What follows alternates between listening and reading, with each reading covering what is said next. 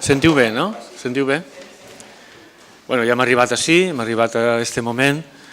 Crec que és molt d'agrair la reflexió que ens ha fet Agustí, realment molt sentida i molt interessant, i intentaré no massa llargament presentar a Razia perquè ja vos parli ella directament. Razia Saleh. Sí, vaig fer, no? Razia Saleh. No sé si podrem mantenir l'atenció, així solucionant detalls tècnics al mateix temps, però vaig contant-vos una miqueta algunes coses de la nostra conferència inaugural que ocupa el càrrec d'arxivera d'alt nivell a la Fundació Nelson Mandela des de l'any 2007. Però té una llarga història, evidentment. Entre 2001 i 2006 havia estat coordinadora del projecte per a la conformació dels arxius del Congrés Nacional Africà, que, com sabeu, és l'organització més important que liderava Nelson Mandela. La seva funció principal, així, en aquests moments, era la de supervisar l'ordenació i la descripció de la documentació generada durant el període en què l'ANC, el Congrés Nacional Africà, va ser a l'exili entre 1960 i 1990. Així mateix, entre 1989 i 2000, va treballar per a l'Arxiu Històric de Sud-àfrica, en la creació del qual va participar. Aquest arxiu va ser creat per salvaguardar els registres del Front Democràtic Unit i dels seus afiliats.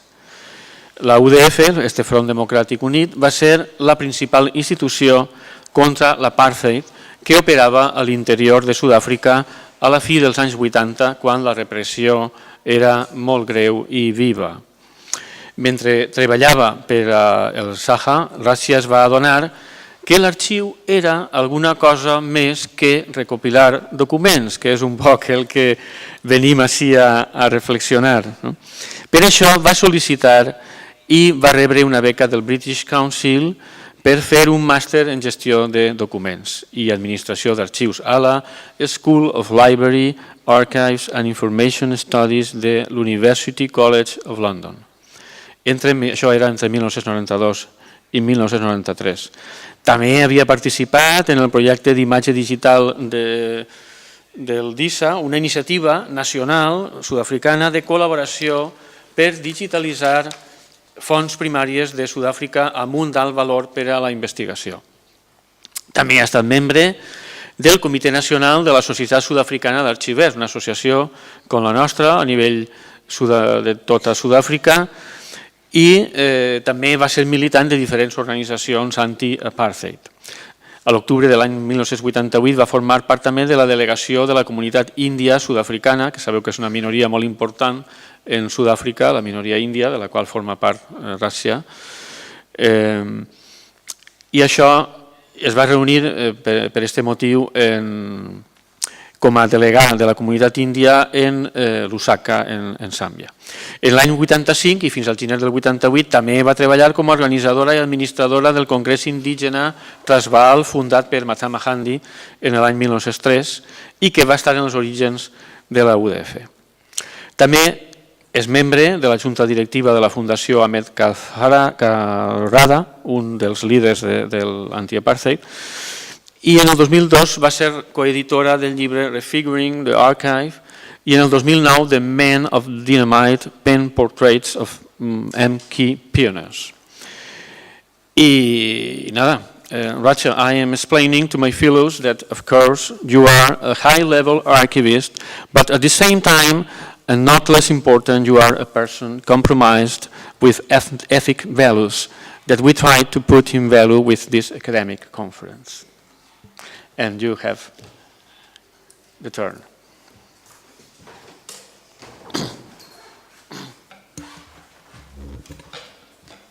Good morning, buenos dias, hola.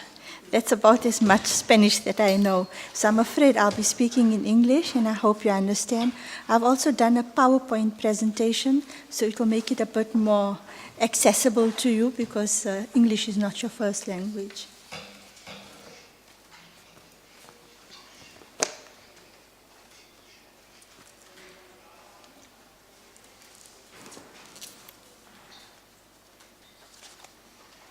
another will again experience the oppression of one by another and suffer the indignity.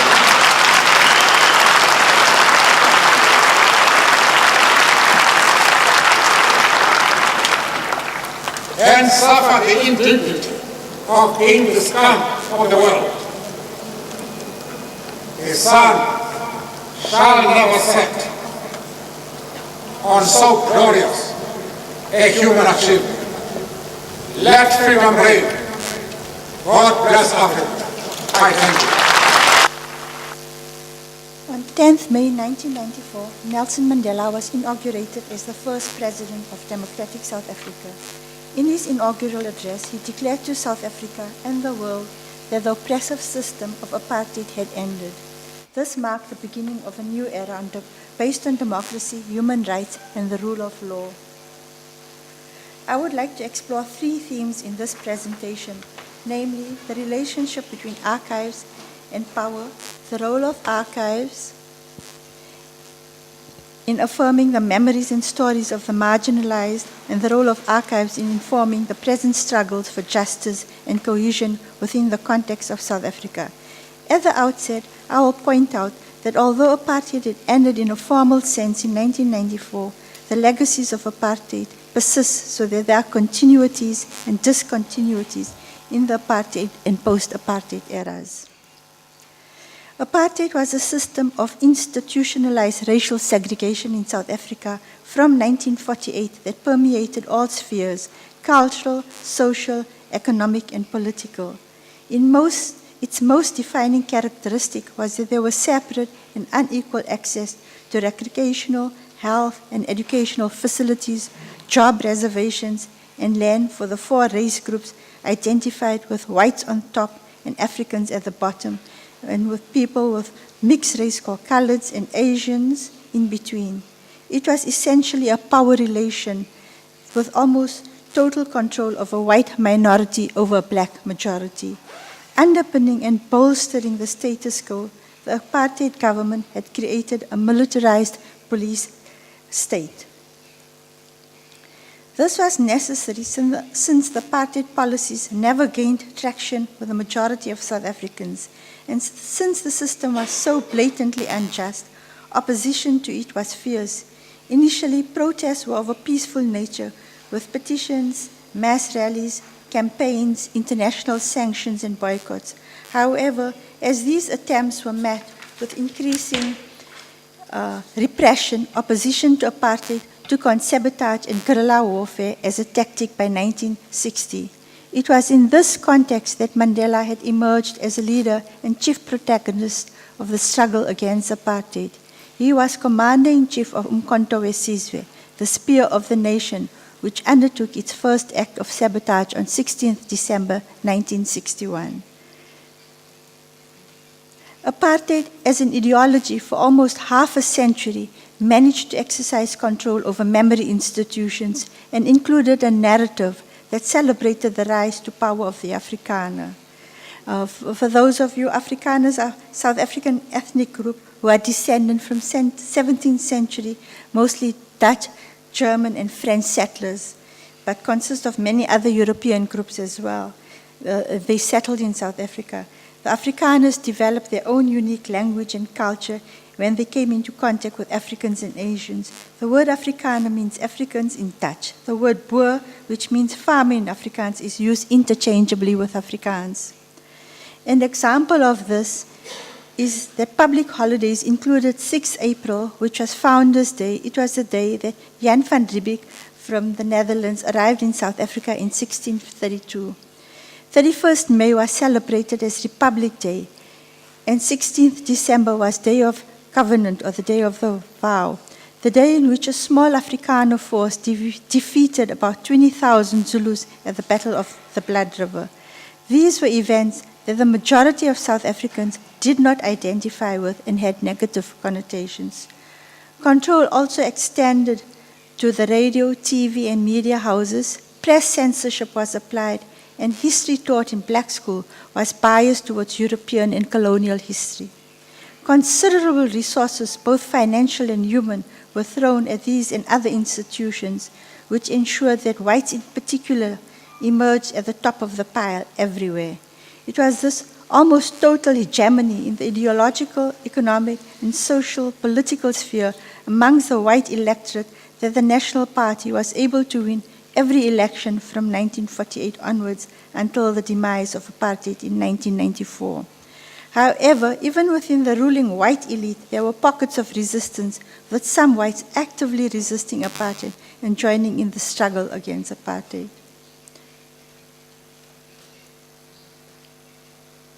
Sorry.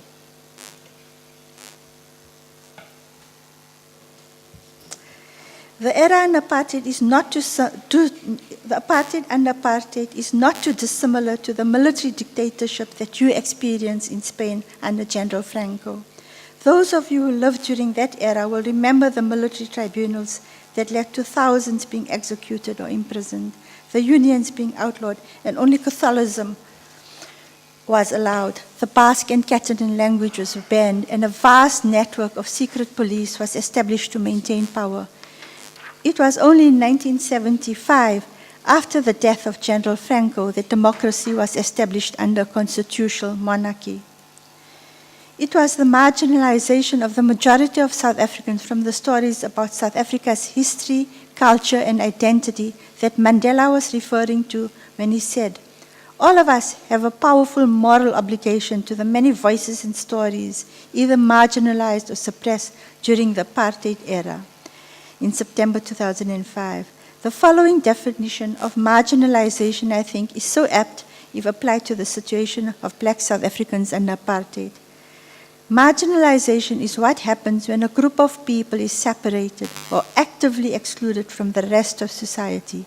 Marginalized people are often regarded as an underclass, unable to access basic material needs, work opportunities, education, welfare, or healthcare, their needs ignored or forgotten by the public. In most literature, the definition of marginalized or of social exclusion explicitly recognizes that it applies to minorities or subgroups who are different from the larger group. In South Africa, this was inverted, with the minority holding power and the majority being the underclass. However, as in any society, there is a grand plan and the meta-narrative, but there are always counter-narratives and subversion. So despite efforts to suppress alternative histories to apartheid, these found a home in many different spaces and places. The marginalized are not mere passive recipients, but are active agents seeking to shape their life. This is evident in the many different ways that people resisted apartheid, both informally and through organized resistance, both inside and outside the country. From theater with plays such as Sizwe Banzi is Dead, to arts and literature with the arts magazine Staff Rider and the publishing house Raven Press as examples, to music and dance, which is epitomized by the Freedom Song and the Toi Toi. I'm going to play a clip to explain what Toi Toi means.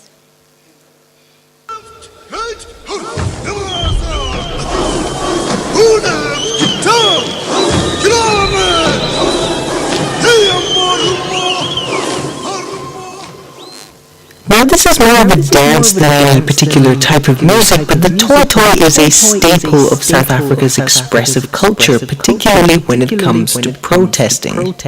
So the Toi Toi is an aesthetic, high-intensity dance in which participants jog or jump from one foot to the other, usually with high knees. Their hands will be raised above their heads, and the whole thing is accompanied by rhythmic chanting or singing. Thought to have originated among Zimbabwean freedom fighters to keep up morale and stay in shape while fighting the Rhodesian army, the dance was introduced to South African protests through the cross-border guerrilla training camps where thousands of young South Africans trained as part of the armed struggle. It quickly spread, and by the 1980s, the toy was being used by non-militants in anti-government demonstrations as a weapon against South African defence forces. For Michi and Gumede, the 1980s were often referred to as the time of the People's War, when songs were designed to articulate a new urgency and a new direction, and the toy reflected this. Since many of the protesters were unarmed, they used the rhythmic call and response style of the dance to intimidate the apartheid state police and defence forces, as noted South African jazz musician Hugh Masekela suggests in this clip. Because you can't beat these people physically, you can scare the shit out of them with the song. The dance is still used in South Africa today in anything from celebrations to protests, and is steeped in the collective memories of the struggle against white minority rule. For further information on South African struggle songs, I recommend the 2002 documentary film Mandela, A Revolution in 4-Part Harmony. An interesting link to the Spanish Civil War is the painting that Picasso did in reaction to the bombing by the Nazis of the town of Guernica. This painting was used to create a poster in 1986 by the End Conscription Campaign, which was established to oppose conscription into the military. It is an irony of the apartheid bureaucracy that was needed to identify and record the lives of South Africans and slot them into the various race categories that generated legions of documentation. Another source of records of the anti-apartheid struggle that inadvertently made its way to the National Archive of South Africa was that used as evidence in the various trials that were undertaken by the apartheid government. These items, confiscated during raids on the offices and homes of activists, were used as evidence by the state and read into court records. This applied mainly to trials that were heard in the higher courts, so the hundreds and hundreds of cases involving transgressing the past laws, the Mixed Marriages Act, which were heard in the various local magistrates' courts, were routinely destroyed. Thus, in Mandela's case, the 4 trials that he was involved in, traces of these records are to be found in the National Archives and Record Service of South Africa. In December 1952, Mandela was charged with 19 others for violating the Suppression of Communism Act and sentenced to 9 months hard labor, suspended for 2 years. He was arrested on 5th December 1956 and charged with 150 others for high treason and was acquitted in March 1961. In November 1962, he was sentenced to 5 years for leaving the country illegally and inciting workers to strike. While serving this sentence, he was once again tried with others detained during the raid on Rivonia, what became known as the Rivonia trial. This time, the sentence was for life. Further Mandela archives to be found at the National Archives include, amongst others, the following: the divorce application from his first wife, Evelyn Marse, the application that he opposed when the Transvaal Law Society tried to strike him off from the list of accredited attorneys, various court applications that he instituted against the Department of Justice whilst a prisoner. Of great interest to the NMF, that's the Nelson Mandela Foundation, is a collection of what we have named the Nelson Mandela Prison Archive. This consists of 72 archival boxes made up of 117 archival volumes, as well as numerous logbooks, registers, greeting cards, and photographs. This was generated by the Department of Correctional Service, under whose jurisdiction prisons fell. This is by no means unique to Mandela. Each political prisoner had a file open, and within it records were created containing all manner of information, from background checks of people who applied to visit the prisoner, to copies of letters written either by the prisoner or to the prisoner, personal information about studies, health, and finances. What is unique, however, is that Mandela's prison file is the most voluminous. None of the files of other political prisoners that we inspected was so voluminous. I'm playing another clip.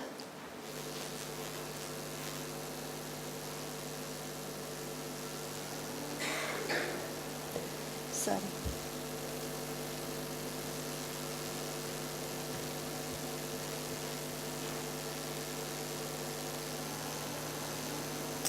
Okay, I think we probably didn't load the video onto the...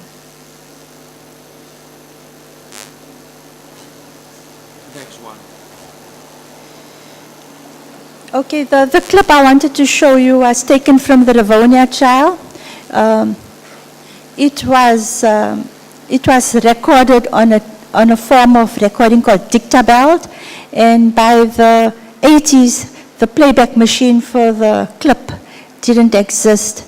So in 1996, with the help of the British Museum, it was digitized and we had access to it again. And then last year, with the French Institute of the Audiovisual Archives, we have digitized the rest of the Dictabelt clips. And it's one of Mandela's most quoted speeches used by the world over. So it's a pity I can't show it to you, but maybe later, if we sort it out, I can play it again. It was access to these files, 2 notebooks of Mandela's prison letters and 12 desk calendars, which Mandela used as a journal from 1976 to 1989, which formed the basis for the first exhibition undertaken by the Nelson Mandela Foundation. The title of the exhibition and the book were taken from a caption by government bureaucrats to a photograph of Mandela taken on Robben Island in 1977, where he is standing in the garden holding a spade, looking highly annoyed. It was illegal in South Africa to publish a photograph of political prisoners. No one from the public had seen these prisoners for over a decade, and the apartheid government organized for a group of select journalists to go to Robben Island to see for themselves that the prisoner were alive and well. They were allowed to photograph and film on the island. Mandela was annoyed because he had not been told of the impending visit, and it explained why on that day they were asked to work in the garden instead of the usual lime quarry. Some of the places that over the years collected, preserved, and safeguarded the records of trade unions, community struggles, prisoner and detainee support structures, anti-apartheid organizations, and political trial records, and prominent individuals were the libraries and history departments of the liberal universities in South Africa. These are the Killie Campbell Afrikaner Library and the Ellen Payton Center and Struggle Archive at the University of KwaZulu-Natal, the Corrie Library for Historical Research at Rhodes University, the Archives and Special Collections at the University of Cape Town and the University of South Africa, and Historical Papers Research Archive at VIII University. These were brave acts and often put these archivists and librarians at risk from the apartheid authorities, with a few being detained and at least one person being deported to Sweden. In addition, oral history projects were established at these universities, and these oral testimonies added to the depth and knowledge of various struggles and campaigns waged in opposition to apartheid. An example of this is the history workshop at VIII University, which was formed in 1977 to promote scholarly research into the lives and communities of Black people who have been largely ignored by the academy. The 1980s, and especially after the change in the political terrain in 1990, witnessed a flourishing of various initiatives undertaken to address the gaps, and a number of non-governmental and memory bodies were established to create, house, collect, preserve, and disseminate a range of experiences of living and fighting apartheid. These were the Mayabuya Center at the University of the Western Cape, the District 6 Museum, the National Heritage and Cultural Center, which housed the ANC and other liberation movement archives at the University of Fort Hare. Another example is the South African History Archive, and I will focus on this in more details since I was involved in its establishment. SAHA is an interesting case study because it straddles both the apartheid period and the post-apartheid period in the scope of its work, archiving the marginalized in both periods. SAHA was established as a repository for the United Democratic Front and the Congress of South African Trade Unions and their affiliates, both the UDF, which was a broad front of progressive anti-apartheid organizations, and COSATU, which was a progressive trade union federation, had emerged within South Africa in the 1980s, leading the struggle against apartheid. The Popular History Trust was established in Harare, Zimbabwe, by South Africans living in exile, also in this period, with the purpose of collecting as much as possible the documentation emanating from inside South Africa so that it could be preserved. This was especially urgent after Razia House, which was the headquarters of the South African Council of Churches, was bombed in 1988. Razia housed many anti-apartheid organizations, including the UDF. A year before, COSATU House had been bombed. There was the need to send the documents to PhD in a coordinated manner, and an informal structure had emerged to discuss this. The UDF office bearers met with this informal grouping, and out of this meeting emerged the creation of SAHA, an independent NGO who was tasked in collecting the neglected histories of the struggle. I had been working for the UDF and was asked to join SAHA as a staff member. However, because of repression, the SAHA offices were kept a secret and were fortified with high metal doors. The UDF organizational records were SAHA's first archival acquisition. By February 1990, there were dramatic changes with the unbanning of the ANC and other political organizations and the release of Mandela. Soon thereafter, PhD closed up in Harare, and its holdings and some of its staff were integrated with SAHA. During the transition years, the period between 1990 and 94, negotiations took place between the apartheid government led by the National Party and the liberation movements led by the ANC, which resulted in a negotiated settlement and the first democratic elections.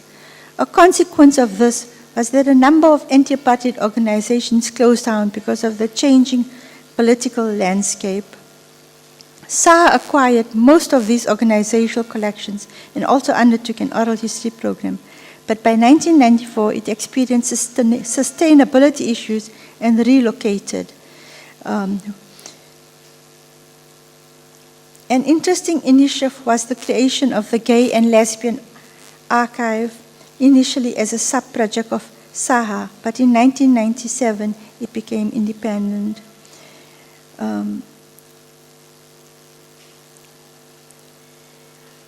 Since then, GALA has expanded the scope of its work to include a range of activities that aim to create a dialogue on same-sex sexuality and gender identity, educate the public, build community among LGBTI people, and inspire action.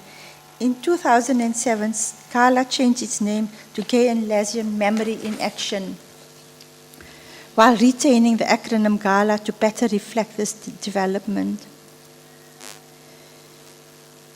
By 2001, with the infusion of new sources of funding, SAHA was repositioned as an access to information NGO while still retaining its role as a repository for archival collections.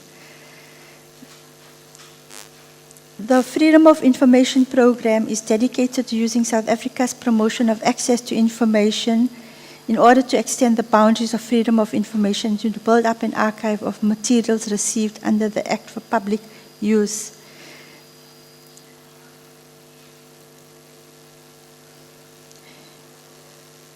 As of 2015, SAHA has embarked on a pilot project, the Right to Truth project, to consolidate SAHA's archival practice and information activism that has been the focus on making the works and records surrounding the South Africa's Truth and Reconciliation Commission more readily accessible.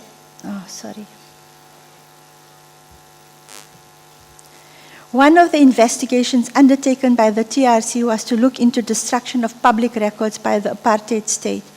Vern Harris, who represented the National Archives of South Africa in this investigation, states, "This investigation exposed a large-scale and systematic sanitization of official memory authorized at the highest levels of government, while embracing all organs of the state, targeted the records of the security establishment.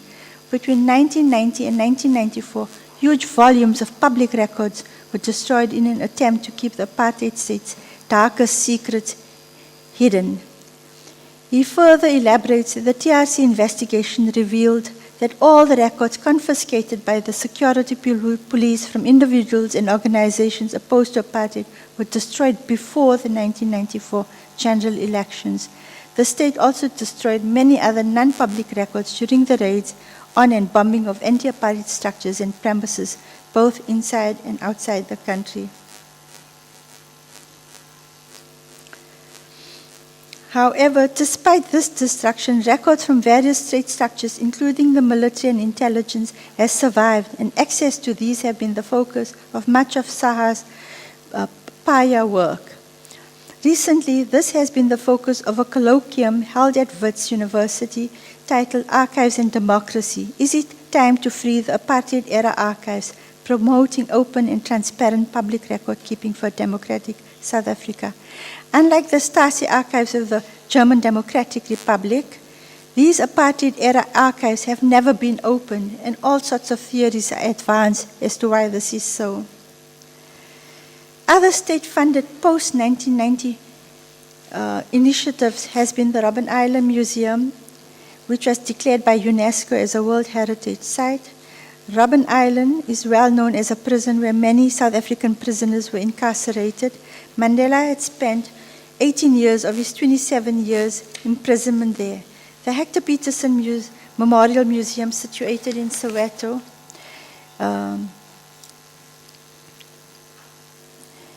against Bantu education. However, the flagship project of the democratic government has been the development of Freedom Park as a memorial.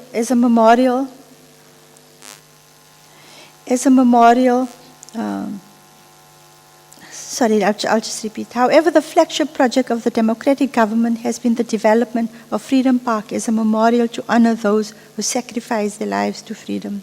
It also celebrated and explores the country's diverse people and common humanity.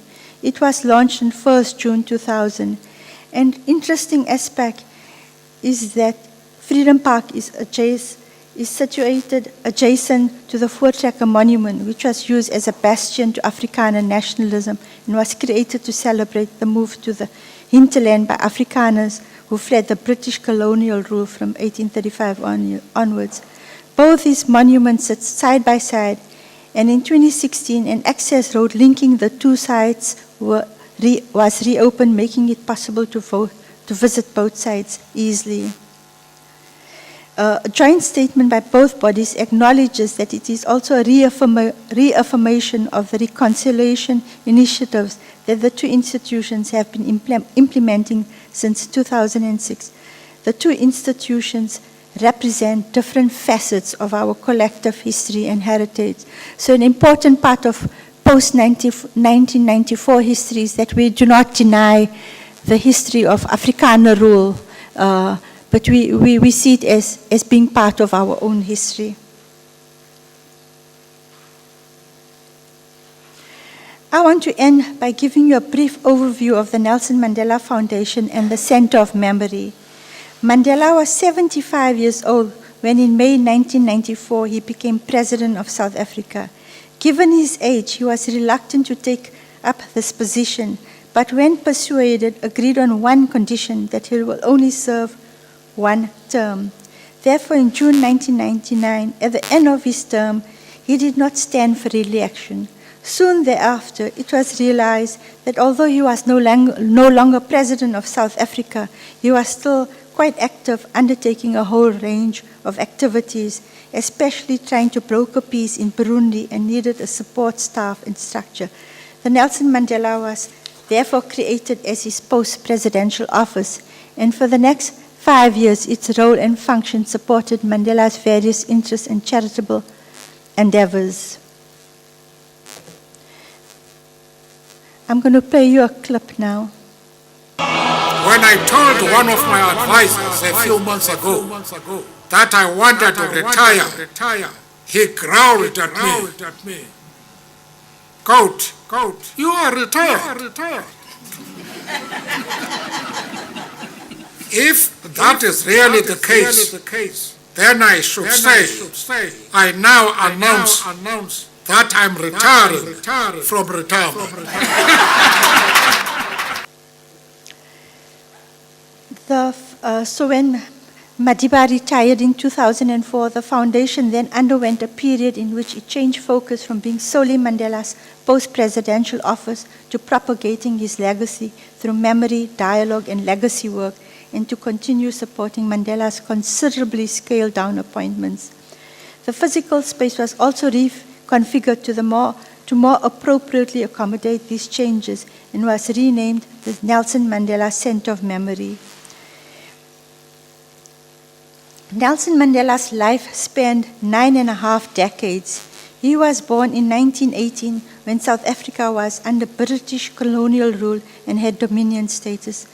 Political and economic power was exercised by the settler Boer and British population. African labor was exploited in the mines, farms, and factories, and there was limited franchise for African people only in one of the provinces. The African National Congress was formed in 1912 to fight against this exclusion and discrimination, and Mandela joined it in 1944, and 4 years later apartheid was introduced when the National Party came into power. He was arrested in August 1962 and spent the next 27.5 years in apartheid jails. In prison, Mandela began initiating talks with the apartheid government in the mid-1980s and was partially due to this and various other factors, which I don't have time to go into, that by 1990, the ANC and other organizations were unbanned and Mandela was freed on 11th February.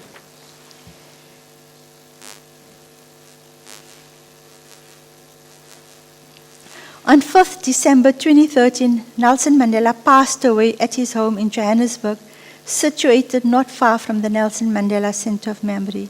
3 weeks prior to his death, the NMF had officially opened a permanent exhibition on the life and times of Nelson Mandela, which included his post-presidential office as it was used, his Nobel Peace Prize medallion, and various manuscripts, artifacts, and sound recordings. In December 2017, the NMF will be launching its initiative to dedicate 2018 to the celebration of the centenary of Nelson Mandela's birth.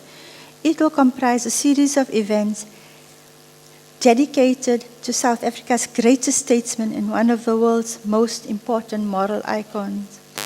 All sectors of South African society, government, civil society, and political parties will be participating in this commemoration, which will take the form of exhibitions, reflections, dialogues, publications, cultural events, and so on.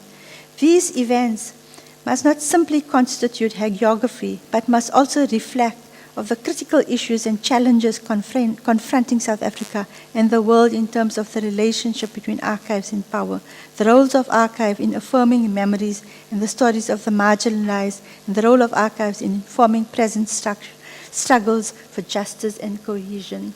I'm just going to play you our centenary logo.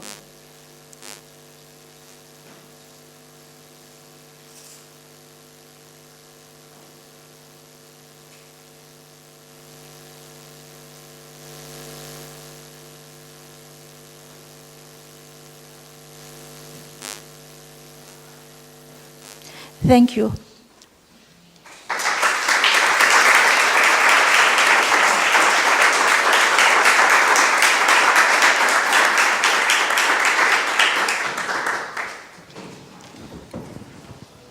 Hola, ¿me oyes? Desde arriba, ¿me oyes? Desde arriba, ¿me oyes? Okay.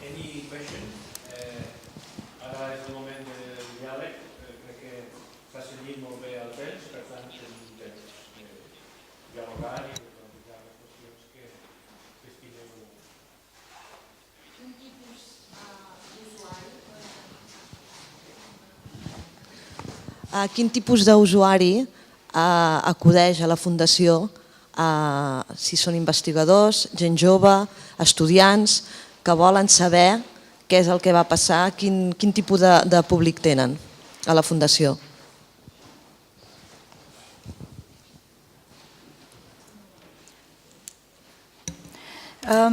We have a wide variety of users. A lot of it these days is done via email. So it's young students doing school projects the world over. So often we have children in the high schools writing to us, asking for information about Mandela, and we are able to refer them to our website and to send them some documentation. People who come in physically are mainly academic researchers studying certain aspects of Mandela's life, so him as a lawyer mainly, or as a conflict broker. And then also a large proportion of researchers are documentary makers, filmmakers, people who are writing books. A lot of my time gets spent in answering queries about various aspects of Mandela, and also giving permission for the use of his speech or quotes of his speech in various books and publications.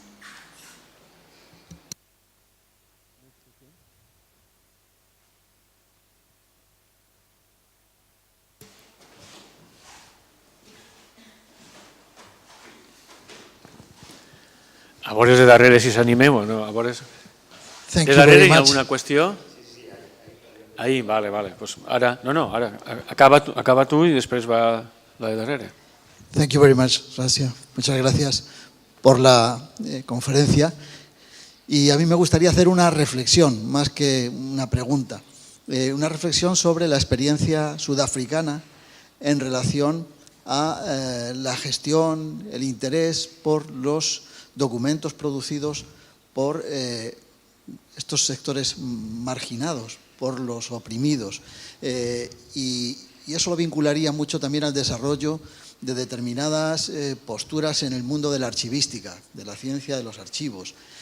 Y llamaría la atención sobre el papel de Bernard Harris, el director de la Fundación Mandela, y su obra muy interesante desde el punto de vista archivístico. Sobre todo estoy pensando en el libro Archives and Social Justice, que plantea un poco esa necesidad de que los archiveros sean también activistas, no solamente receptores de la documentación que les llega. Y también lo que yo digo que puede considerarse el fin del monopolio de los archivos por parte del poder, o la pretensión de que el mundo de los archivos, el mundo de la memoria, no sea solo el que procede de la selección que se hace en los archivos nacionales, en los archivos públicos, en los archivos de las administraciones. Eso me parece muy importante, pues todo el trabajo que se ha hecho en el Museo del Distrito 6 o en la propia Fundación Mandela o en Saja, en la Sociedad de Archivos e Historia de Sudáfrica, son ejemplos que nos llevan a plantear que es posible otra archivística. Yo algunos de los planteamientos teóricos de Ben Harris o de Terry Cook o de los archiveros de la escuela postmoderna me parecen excesivamente provocativos y a lo mejor estamos muy anclados en una concepción de la archivística excesivamente tradicional, pero me parece una provocación sana en la invitación a la reflexión de nuestro papel como archivos y sobre todo como archiveros, como profesionales, y creo que muchos de los que estamos aquí somos profesionales de los archivos. Crec que n'hi havia una altra qüestió per allà darrere, encara que, si em permès de passada, clar, ahir hi hauria un tema de discussió i és que nosaltres solem cobrar de l'administració o d'una empresa. Clar, seria un factor a debatre, no? Sí. Buenos días y muchas gracias por su comunicación. Yo quería hacerle dos cuestiones, pero no solo en relación al trabajo del archivo en concreto del apartheid, sino usted como profesional de archivos. Yo no soy profesional de archivos, soy historiadora, pero soy consciente evidentemente de la importancia del trabajo y de la información de los archivos como fuente de la historia. Entonces, como usted conoce muy bien el mundo que ha trabajado en Sudáfrica y el mundo del apartheid, y también en su comunicación lo ha comparado con el régimen de la dictadura militar que hubo aquí en España, me imagino que conoce un poco también cómo es el mundo y de los archivos y un poco de la realidad que puede existir aquí en España. Mi cuestión era, ¿Cómo ve usted el hecho de cómo se está tratando también aquí la información y lo que se está haciendo con la memoria histórica aquí en relación con lo que ha pasado en España? Si conoce un poco la legislación relativa, por ejemplo, a la ley de la memoria histórica o la recuperación ahora de la información de los archivos, todo lo relativo a la guerra civil y cosas que estuvieron pasando aquí en España. ¿O cómo piensa usted que debería tratarse toda esa información como profesional de los archivos para que realmente haya un acceso adecuado y que se puedan hacer estudios realmente de manera adecuada y no sesgados, ¿no? Desde de lo que ha pasado muchas veces por el control de ciertos grupos que podía haber desde los archivos? Y en relación también un poco con todo eso, usted ha hablado que, por ejemplo, se guardaba información, claro, Nelson Mandela como prisionero político tenía totalmente controlada la información relativa a su persona, él y todos los presos políticos, por ejemplo, pues desde la documentación personal, cartas, ficha sanitaria, cualquier cosa que hubiera. Si ahora toda esa información está en los nuevos archivos y digamos que se está trabajando desde las diferentes asociaciones y donde lo está trabajando usted, ¿piensa que como profesional de archivos toda la información relativa a cuestiones personales, ¿no? Hablamos de un mundo globalizado donde sabemos que hay un acceso a la información enorme a través de redes sociales, internet, a través de numerosas cosas. ¿Debe existir algún límite al acceso a ese tipo de información? ¿Debe de haberlo, no debe de haberlo? ¿Cómo debe ser ese límite?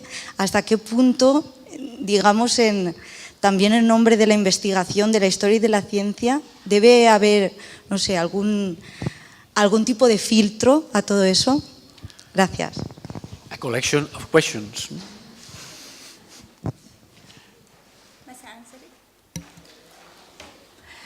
Okay, so the first part of your question, well, I'll deal with the second part of the question because I remember that right now. The access to information is not absolute, so there are limitations. In South Africa, we have the Promotion of Access to Information Act, which has various categories of record that we legally are required to withhold. We also about to pass the privacy bill, which will also allow for certain categories of information not to be made public. And we as archivists are bound to protect that kind of information. So in Mandela's case, Mandela was very open about his health issues and his problems. So a lot of those records are already out in the public. But we have placed embargo on his medical files, on third-party information. So that's a big category of area that we have to be careful of, both in terms of the Privacy Bill and the Promotion of Access to Information Act. We are not allowed to divulge information about third parties that are held in the Mandela archive. But often we are about to publish his prison letters, and letters written to third parties. It's a matter of getting permission from the person who the letter was written to, because legally the intellectual property is Mandela's because he wrote the letter. But often in those letters there's information about various people, asking questions, revealing sometimes information about the third person, which would be embarrassing. So in the book that we are about to publish, most, except for one person, all the other people have given us permission to publish the letters. So the one person, for her own reasons, decided that she doesn't want the letter to her be in the public domain. The first part of your question again, can you help me? Sí, era un poco relativo, como usted ha hablado de, y lo ha comparado un poco con el periodo de la dictadura militar que hubo aquí en España. Y bueno, claro, como el apartheid fue un régimen también de carácter dictatorial, segregacionista, donde había una parte de la población que estaba reprimida, etc.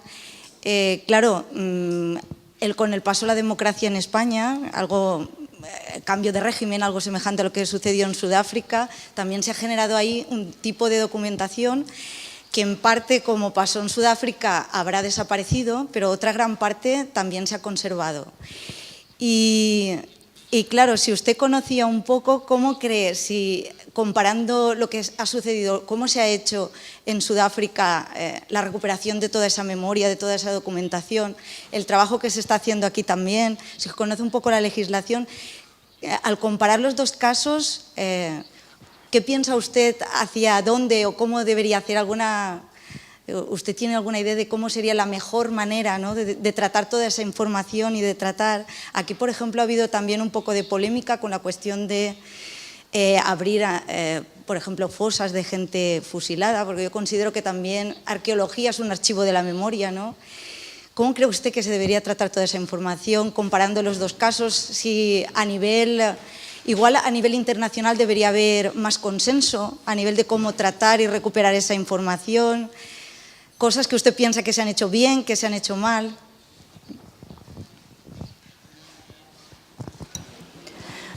Okay, I unfortunately do not know much about the situation in the archival and information world in Spain, but I can tell you about our experiences in South Africa. So memory work in South Africa about apartheid is still ongoing. I think because our political settlement in 1994 was a negotiated settlement, a lot of hard questions have not been asked. So it's still ongoing. We've had various dialogues, both locally and with international bodies, looking at transitional justice work. What needs to be done where conflict was violent and people died, people disappeared. So we've had seminars with people from the Balkan states, Croatia, Serbia, from Argentina, from Ireland. So it's ongoing work. I don't think it will end. One of the problems in South Africa is that the whole TRC process wasn't completed. The perpetrators of violence during apartheid were not prosecuted. We didn't have like Nuremberg trials. So there's still a lot of people don't know. So recently we had the case of Amatimo, who was killed while he was in detention in 1971. He was thrown off the police building from the 10th floor, and the official verdict was that he committed suicide. And 2-3 weeks ago, the family had successfully lodged an appeal to reopen the case, and before I left, the verdict had come through that it wasn't suicide, it was murder. He was killed by the apartheid government, but the people involved in his murder were never charged, never booked. Even in the hearing that was held recently, they never confessed. So they are open, they like in the 80s and 90s, but they are open to prosecution. And we had over 71 people who were killed in detention. So that has opened up a floodgate where people can now start pursuing. We have cases of people who were involved in the armed struggle who just disappeared. The families were never told what happened to them. So memory work, I think, is difficult, especially in conflict situations, and it's ongoing. Thank you. Any other question?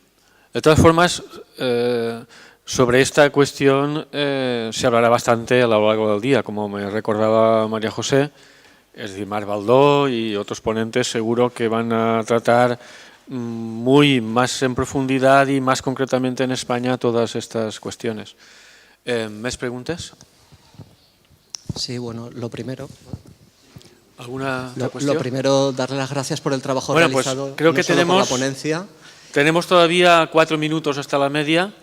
Espera. Sí, nada, lo primero, darle las gracias por el trabajo que ha realizado y por la ponencia, y preguntarle sobre la digitalización de los archivos y si están accesibles o pensáis que tienen que estar accesibles en Internet de cara a la ciudadanía.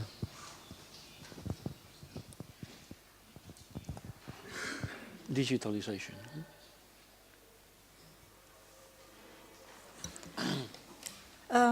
We have digitized about 90% of our archives, but we keep on getting more material coming in, so we now have employed someone to digitize as things come in.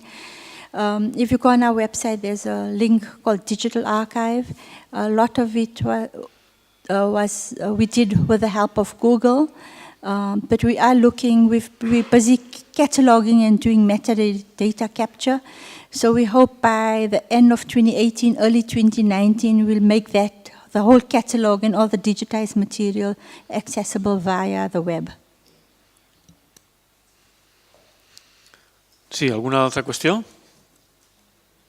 Anem perfectes de temps, de manera que si voleu tanquem i a les 12 o inclús un poquet antes, si pot ser, reiniciem la sessió. I moltes gràcies a Razia per tot aquest esforç que ha fet de vindre així i contar-nos totes aquestes coses que ens ha contat. I continuem. Sí. Està clar, no? Tornem...